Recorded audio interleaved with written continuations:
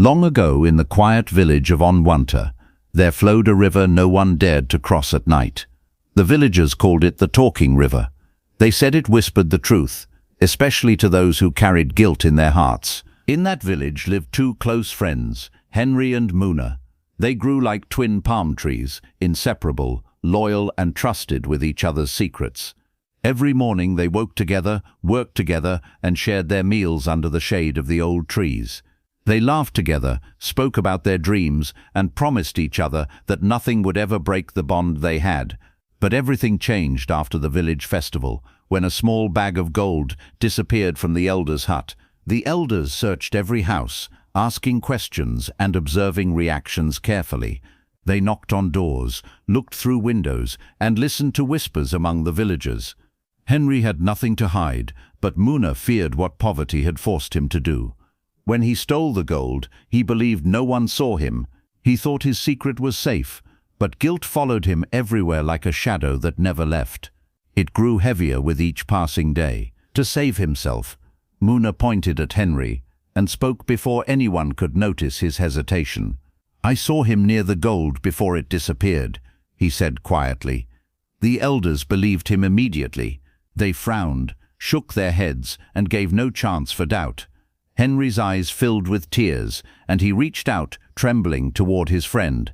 "Muna, tell them the truth," he begged, his voice shaking with desperation. But Muna kept his head bowed, silent, refusing to meet Henry's pleading gaze. The elders, seeing the tension and hearing the accusations, made a difficult decision. Henry must go to the Talking River at midnight. If he was guilty, the river would swallow him. If he was innocent, the river would return him safely. The villagers whispered among themselves, some fearful, some curious. All waited for the night to arrive. That night, under the cold moon, Henry walked alone to the river. He stepped inside, trembling. The water rose to his chest, his neck, and then it began to whisper, "Innocence walks in your blood, but betrayal stands behind you." The river's voice became a cry, a deep, painful sound that echoed across the darkness. Villagers rushed out of their huts. Even Muna ran, his heart beating like a trapped drum. Suddenly, the river lifted Henry gently and placed him back on the shore. But the river kept crying, its tears turning the water silver. The elders asked, "Why do you weep, Talking River?" And the river replied, "I cry because trust has been broken by one who should have protected it."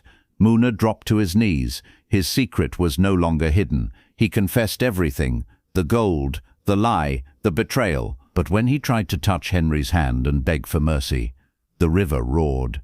Betrayal is a wound that water cannot wash away. For many years after, whenever someone betrayed a friend, the villagers said, "You have made the river cry again," and the Talking River continued to whisper, "Loyalty is a gift, but betrayal is a curse that returns to its owner."